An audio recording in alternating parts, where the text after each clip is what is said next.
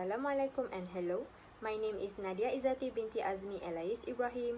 In this video, I will present the introduction of our project regarding STEAM games. On behalf of my team members, Najiha binti Muhammad Hasnan, Fatino Azmina binti Abdul Aziz, and Nurul Afika binti Ismail. Steam is a free access official platform where people who love games can get the latest release and update of desired games.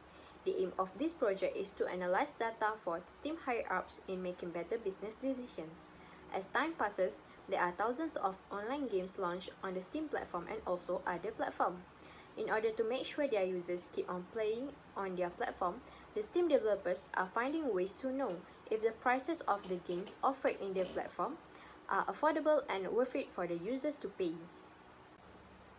The objective of this project are to examine the relationship between a game's Metacritic scale and price group, to find out which genre of games are mostly recommended by users based on recommendation scale, and for the third objective is to investigate release year for each responding in Steam, and for the last objective is to analyze which year the Steam games are the most popular based on price group and recommendation scale. The dataset that we adapt from Kaggle for this project includes 12,321 total games for Steam, with 21 attributes including game details like name, release date, Metacritic score, number of recommendations, price, and 12 different genres. For this project, the target user is among the Steam data science team, game developers, and gamers as users of the Steam. The data visualization and analysis of the variables that influence the pattern of game genre production in Steam allows for a clearer understanding of the suggestions that users make for their game selection. Based on the analysis of our project, this is our first dashboard. And here is shown is our second dashboard. The total of our dashboard is 2.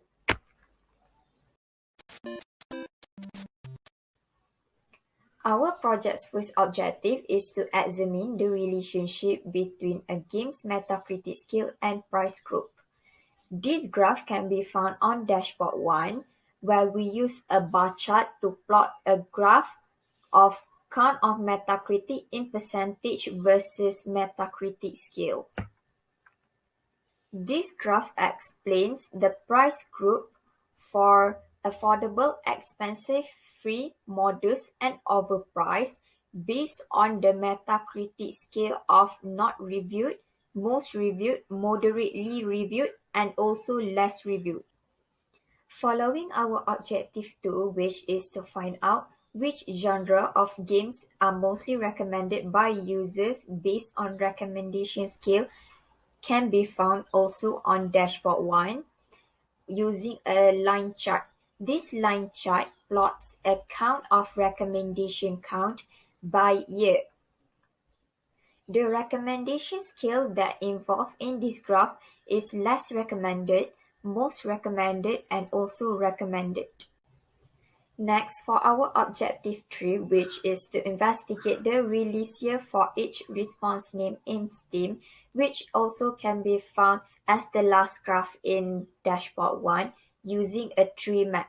The tree map plots the release year of the number of response name released on the specified year.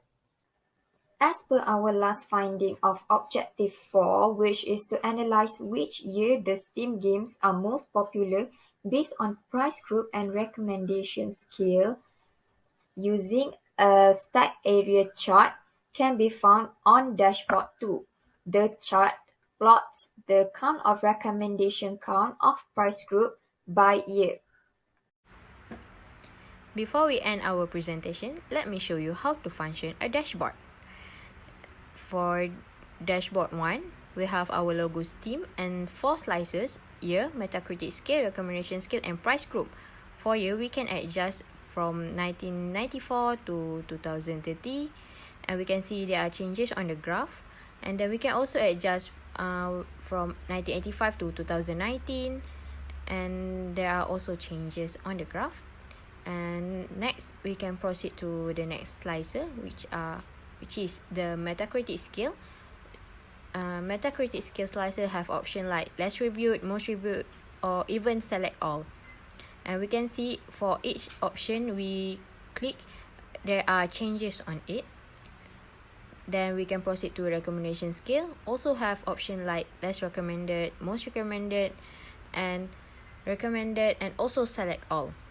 And for each option, the graph have changes. And for the last slicer is price group, where we have options such as free, modest, and expensive, and affordable, or even select all.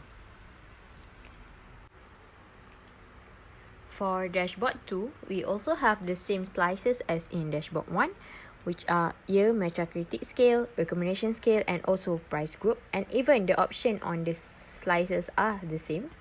And we can see every time we click at different type of slices and different type options, the graph in dashboard 2 will change. And every time we click at the surface of the graph, we can also see the details of each data.